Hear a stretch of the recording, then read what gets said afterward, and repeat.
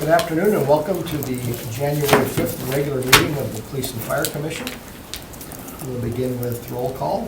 Vice President Boyle Roloff. Here. Commissioner Cobb. Here. Commissioner Laux. Here. And Commissioner Dorf is excused. You received an agenda via email and also a hard copy. Just one adjustment to that agenda. We will not be doing interviews today. One candidate withdrew and the other one actually broke his leg. So he will be in surgery and that interview will be scheduled at a later date.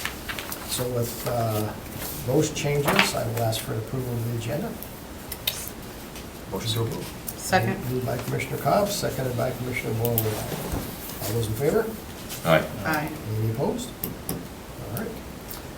That's been approved. And there were two packets of minutes in your folders. The special meeting of November 30th and the regular meeting of December 1st. If there are no changes, I'll entertain a motion to approve both of those. Motion to approve. Motion made by Commissioner Laux, Second. seconded by Commissioner Boyle. Any discussion? Hearing none, all those in favor? Aye. Any opposed? Unanimous consent. Information sessions, President's Report. Had a very nice send-off for Chief Litton last Friday here at City Hall, and then down at Station 1 where he did his final walkout with the folks from that station and some from several others. A very nice event, and we wished him well after his nearly 10 years with us here in Green Bay. With that, I will turn it over to the chiefs.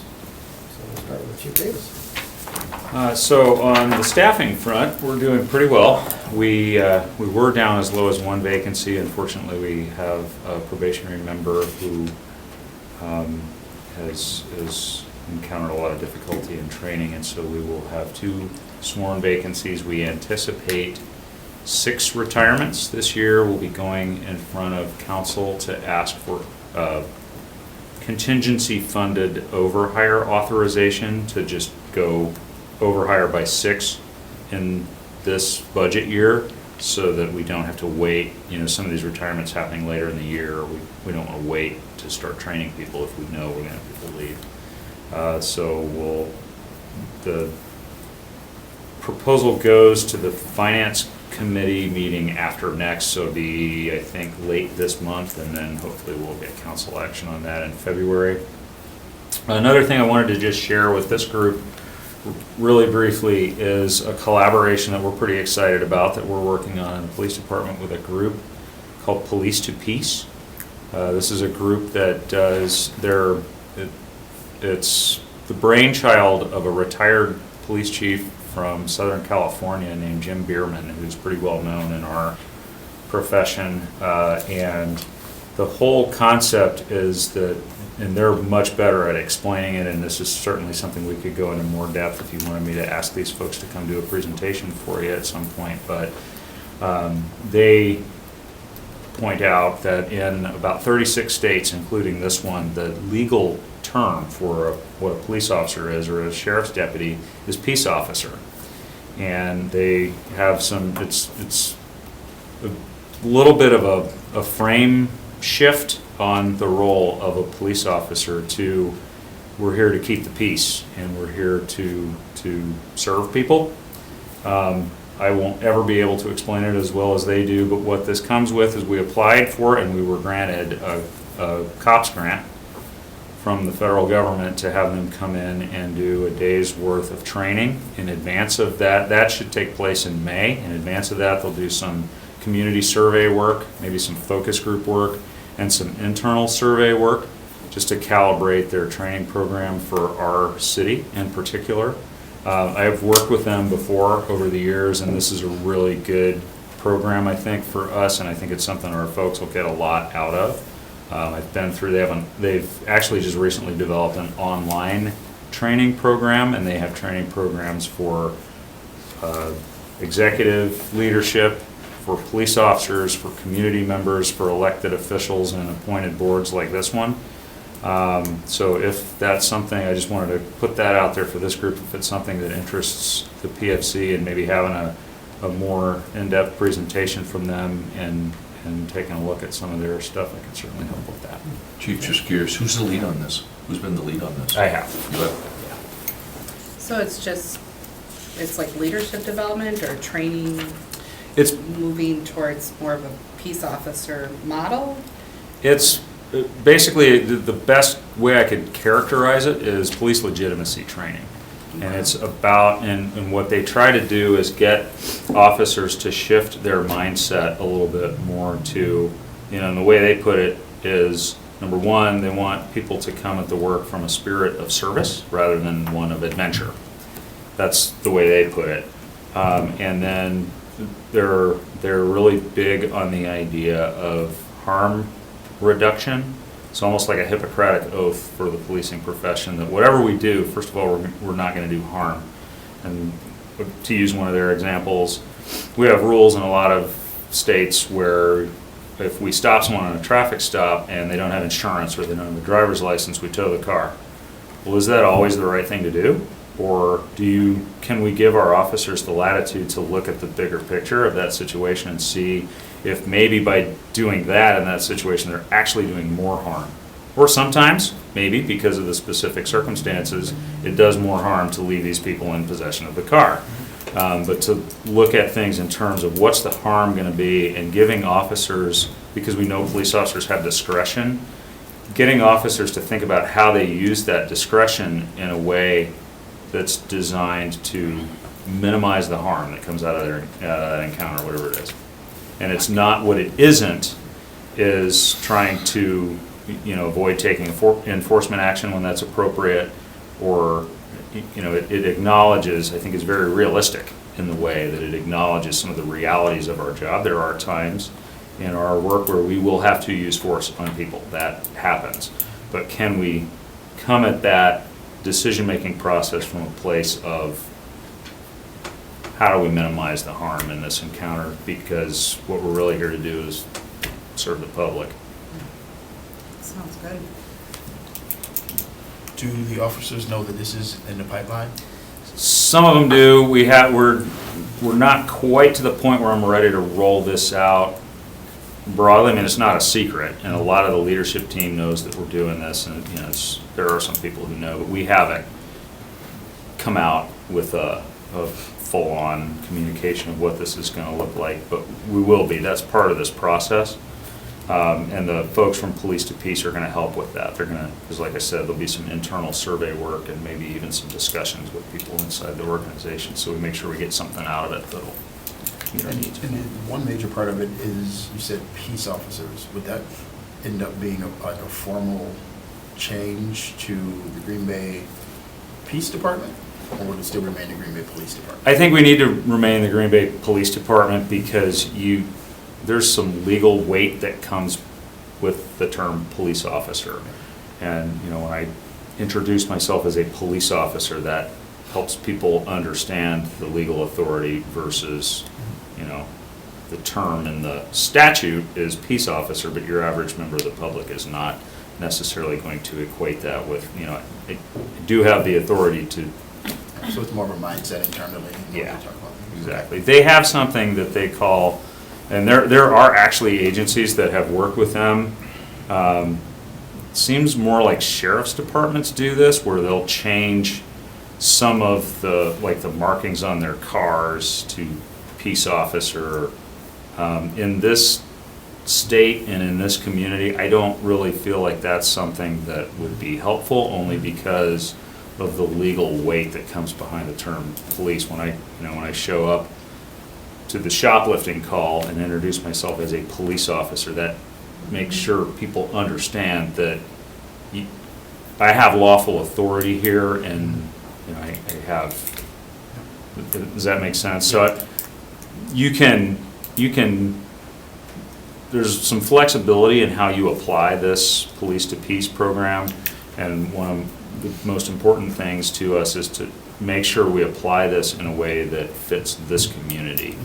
And I don't know that fits our community. Does that make sense? It does. And I would agree.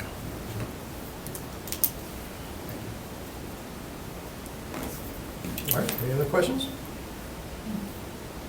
All right. All right, well, my first Chief- meeting, Chief so, Nutt, yeah. You've been here, what, 3 days? I've been here 3 days, and it's been a great, well, 2 and a So what have half, you been we'll doing? say. Yeah, so it's been a busy time, obviously. We did our first interview today with a firefighter, so of interest to you, and, you know, we hope to bring quite a few more, because like we talked about earlier, we have quite a few openings, quite a few vacancies moving forward, so, plan for that March hire, we're looking at possibly bringing 2 groups to kind of break it up just a little bit. So do like a March and an April, which would line up with training well for us, but keeps kind of the administrative parts a little bit separate, so it helps our training staff quite nicely, and that was actually a recommendation of them moving forward too. So again, that approximately 18, 20 people is a large group, and we'll all have a lot of work to do moving forward with that, and live up to the challenge, and work hard to improve our recruitment efforts. That was something we talked about earlier on too, is a big priority of mine, and you know, certainly it's going to be this stretch. You know, we'll probably continue with a lot of the practices we've had just because of the time frame. But as we move forward, we're going to look at some other options and some other opportunities too. So it's going to be a struggle. You know, it is, and like we said, that's what we talked about in some of the early interviews too. Is that this is not a Green Bay issue. This is a nationwide challenge, and we've got some ideas, and we're going to work forward, move hard to move forward with those. So, other than that, like we said, you know, my official swearing was on December 28th, and then we're going to have the formal ceremony will be on February 3rd at 2 p.m. here in City Hall. But you will get a flyer and calendar invites too. So, of course. All right.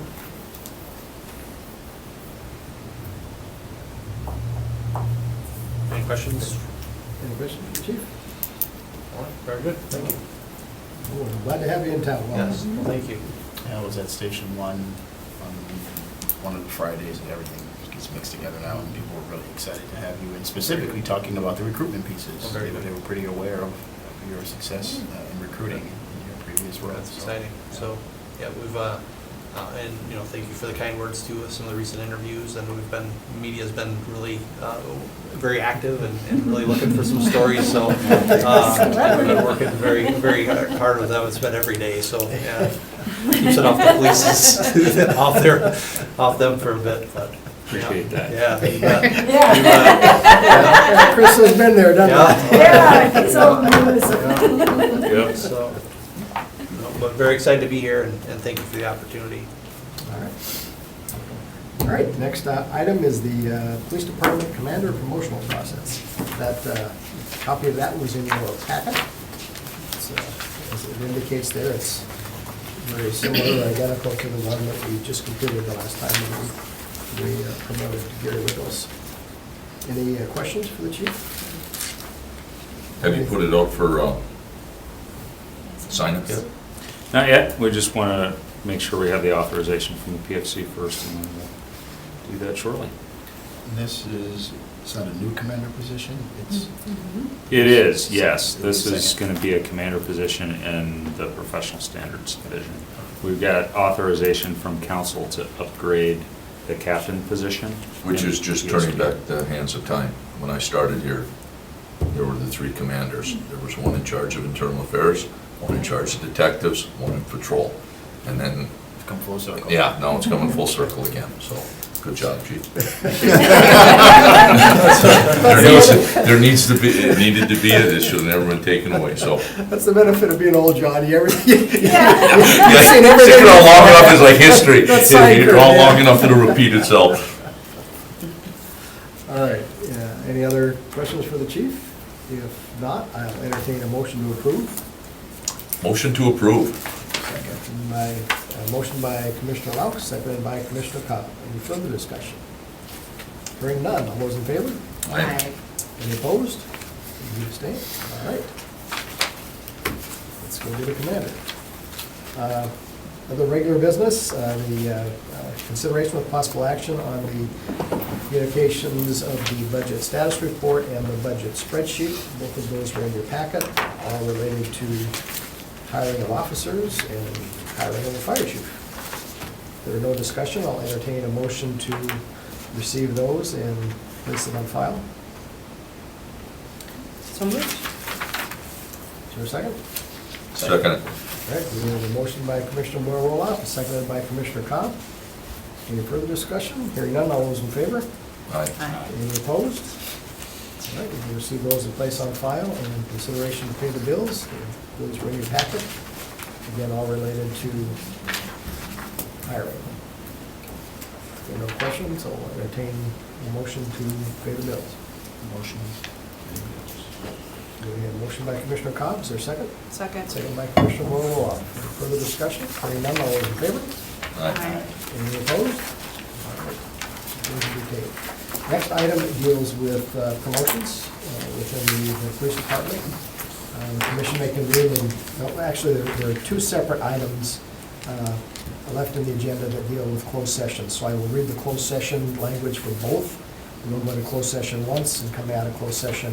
I'll do a report, a single report with both items. So the first item is consideration with possible action on the request for promotion to the rank of police sergeant. And the second one is consideration with possible action on the promotion to the rank of police lieutenant. The commission may convene in closed session pursuant to sections 19.85, paragraph 1, sub C and F, Wisconsin statutes, to consider employment, promotion, compensation, or performance evaluation data of any public employee over which the governmental body has jurisdiction or exercise of responsibility.